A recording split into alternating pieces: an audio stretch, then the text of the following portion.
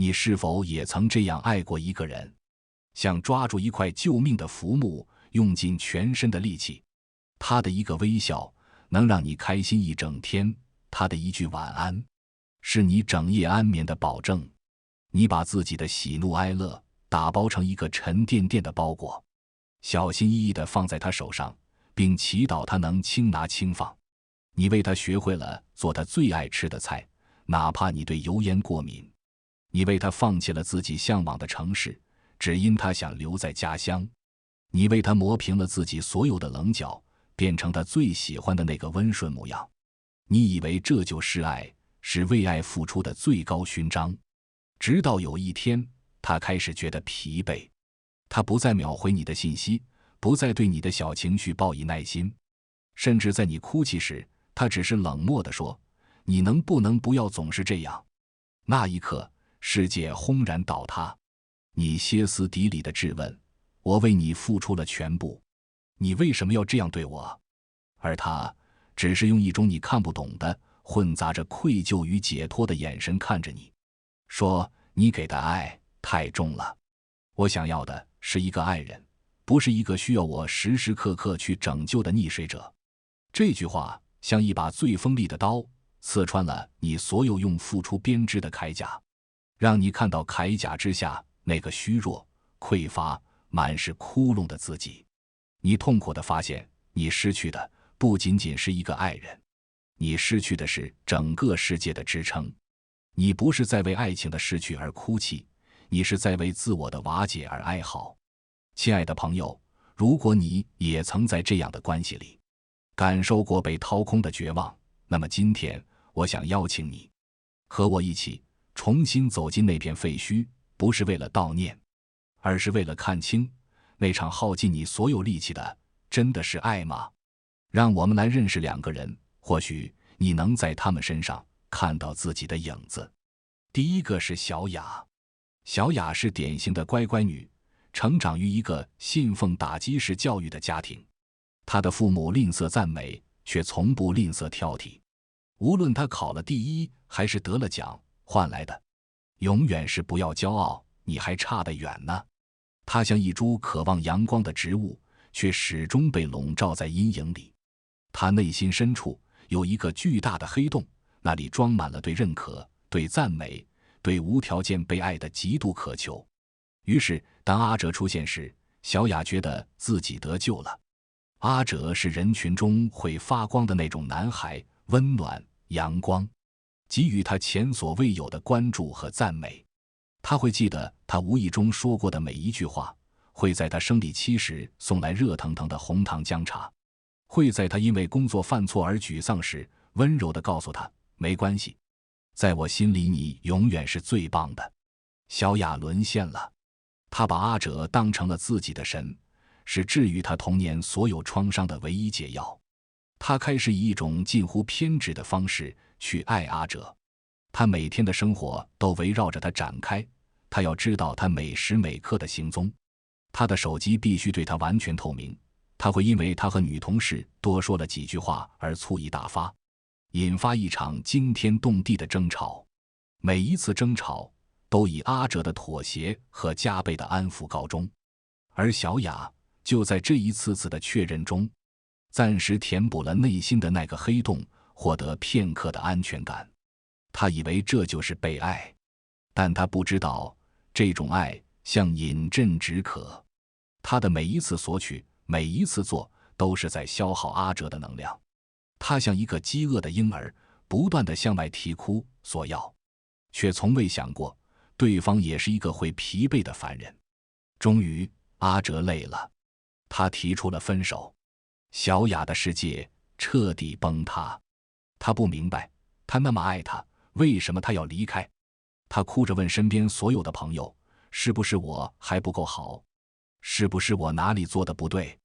他始终没有意识到，问题的根源不在于他好不好，而在于他从一开始就不是在寻找一个爱人，而是在寻找一个理想父母，一个能弥补他童年所有缺失的拯救者。他给出的不是爱，而是一张张用付出和依赖写成的，要求对方无条件满足自己的隐形契约。这不是爱，这是披着爱之外衣的索讨。现在我们来看看阿哲。在小雅的故事里，他似乎是个无辜的受害者，但真的是这样吗？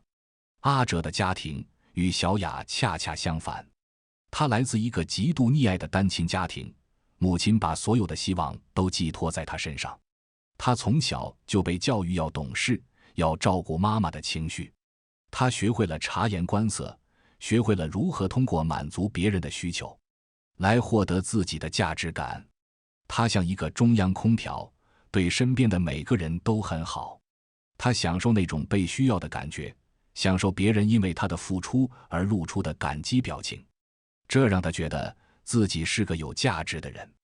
所以当他遇到极度缺乏安全感、极度需要被照顾的小雅时，他内心深处那个拯救者的情节被瞬间点燃了。小雅的依赖极大地满足了他被需要的渴望，他沉溺于扮演那个完美的、无所不能的英雄角色。他以为这就是爱，是保护和给予，但这种给予同样不是纯粹的，他的背后隐藏着一个更深的期待。你看，我对你这么好，所以你不能离开我，你要永远需要我。当小雅的索取变得越来越没有边界，当她的能量被一点点耗尽时，她开始感到窒息。而当她想抽离时，她又会被强烈的愧疚感包裹，因为她的价值体系告诉她，抛弃一个需要你的人是可耻的。于是，一个拼命索取，一个病态给予，一个是情感的乞丐，一个是付出的瘾君子。他们看起来像天造地设的一对，却上演了一场最悲哀的戏码。他们紧紧地拥抱在一起，看似在互相取暖，实则在互相消耗，直到两个人的能量都被榨干，最终变成一场两败俱伤的死亡拥抱。亲爱的朋友，看到这里，你是否感到一丝熟悉的悲凉？小雅和阿哲的故事是无数中国式爱情的缩影。我们带着童年未被满足的创伤走入亲密关系，期待对方能扮演那个完美的拯救者，来治愈我们内心的顽疾。我们以为在谈情说爱，其实我们只是在重复一场又一场的强迫性重复。在成年后的亲密关系里，徒劳地向一个错误的对象索讨童年的债。分开后的日子，小雅掉进了地狱。她疯狂地给阿哲打电话、发信息，甚至去他的公司楼下堵他。他用尽了一切卑微的方式试图挽回。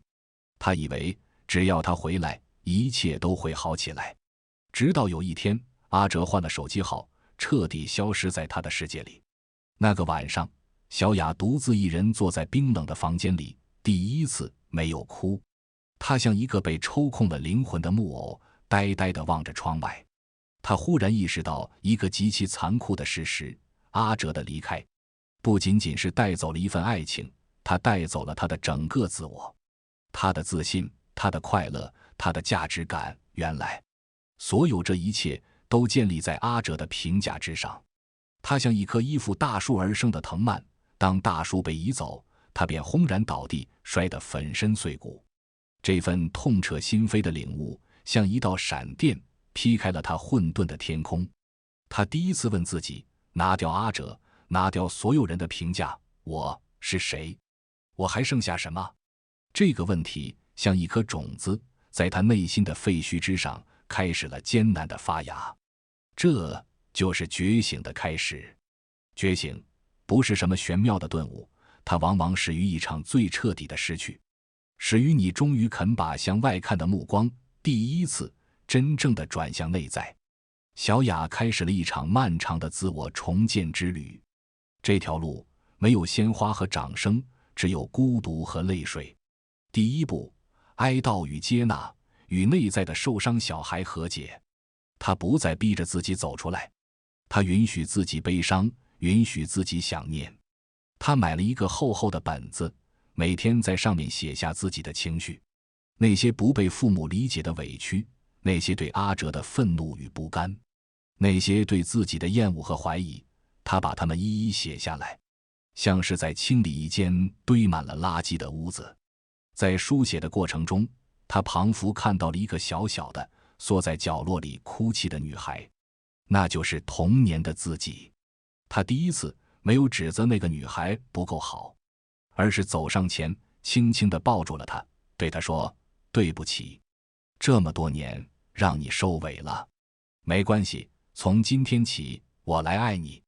第二步，成为自己的理想父母，从填坑到建楼。他开始学着把自己曾经渴望从阿哲那里得到的一切亲手给自己。他渴望被赞美，于是他开始记录自己每天的小成就，哪怕只是成功做了一道新菜，哪怕只是坚持跑完了3公里，他都会在镜子前对自己说一声：小雅，你真棒。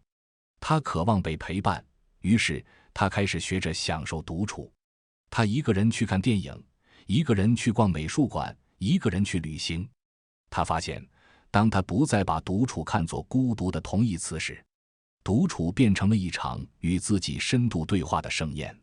他渴望被理解，于是他开始学习心理学，看大量的书籍和课程，去理解自己性格的成因，去分析自己行为模式背后的心理动机。他像一个侦探，一点点地拼凑出一个真实的、完整的自己。这个过程就像是在把自己内心那个因童年而留下的坑亲手填平，然后在坚实的地基之上，一砖一瓦地为自己盖起一座名为自我的大楼。第三步，建立边界，收回力量，从讨好者到主人。在自我重建的过程中，小雅也开始重新审视自己与他人的关系。她发现过去的自己是一个没有边界感的人，他会因为同事的一个请求而打乱自己所有的工作计划，他会因为朋友的几句抱怨而影响自己一整天的心情。他像一个情感的垃圾桶，无差别地接收着所有人的情绪。他开始学会说不。当同事在下班后依然把工作丢给他时，他会温和而坚定地说：抱歉，这已经是我的休息时间了，我明天上班再处理。当朋友向他抱怨时，他会静静地倾听，但不再把自己带入其中，而是在结束后，通过运动或冥想，把不属于自己的情绪清空。每一次温和的拒绝，每一次边界的设立，都像是在宣告：我的时间，我的精力，我的情绪，都是宝贵的，他们的主人是我自己。渐渐的，小雅变了，她依然温柔，但温柔中多了几分力量；她依然善良，但善良中多了几分锋芒。她不再是那个时刻需要别人肯定的小女孩，她长成了自己的大树。她的内心从一个嗷嗷待哺的黑洞，变成了一口源源不断向外涌出清泉的丰盛之井。她发现，当她不再拼命向外寻找爱时，整个世界都开始用一种更温柔、更美好的方式来爱她。那么，一个像小雅这样完成了自我丰盈的人，他还会需要爱情吗？他还会走入亲密关系吗？答案是会的，但那将是一种完全不同的光景。让我们想象这样一个场景：在一个温暖的午后，小雅在一家咖啡馆里安静地看书。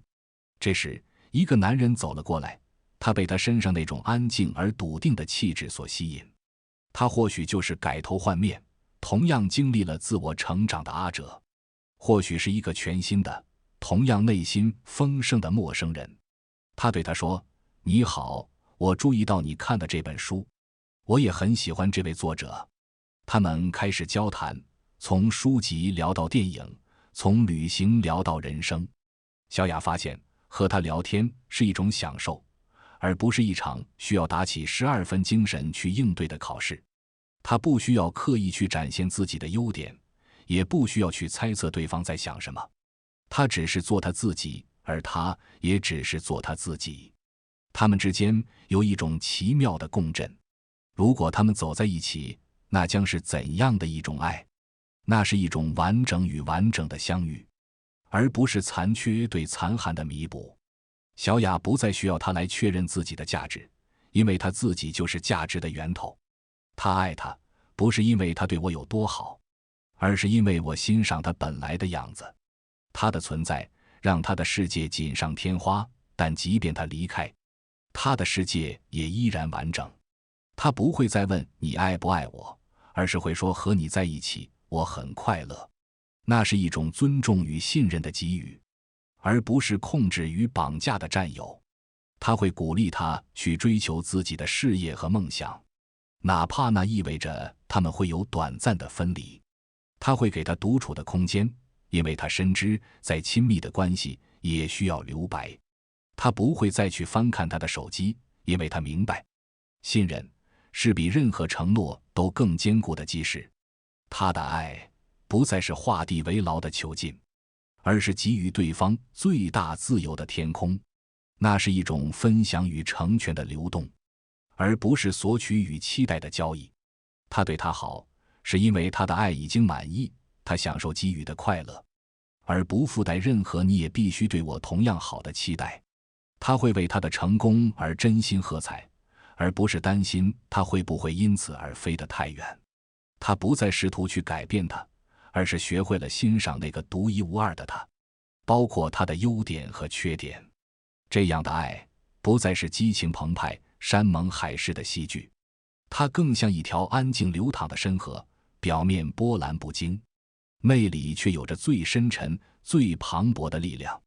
它不会在燃烧中耗尽彼此，而是在温润中滋养彼此。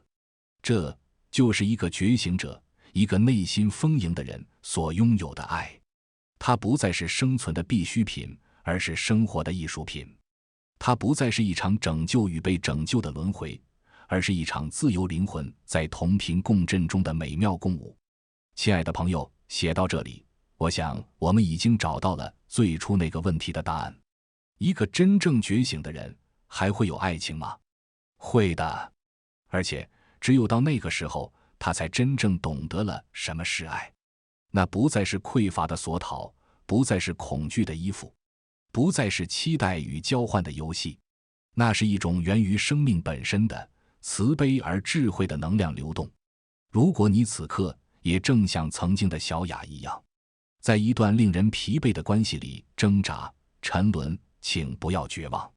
那份痛苦或许正是你生命中最宝贵的礼物，它在用一种最激烈的方式提醒你，亲爱的，你走错路了。你寻找的东西不在外面，而在你的内心。请你试着放下那个让你痛苦的人，放下对爱情的执念，回过头来好好的看一看那个被你忽略了太久的伤痕累累的自己，去拥抱它，去疗愈它，去滋养它。当你把自己活成了一束光，你自然会吸引到另一束光。当你把自己活成了一片海，你才能真正承载另一片海的深情。不要再去追求遇见一个对的人了，请努力让自己成为那个对的人，因为你若成寒，蝴蝶自来。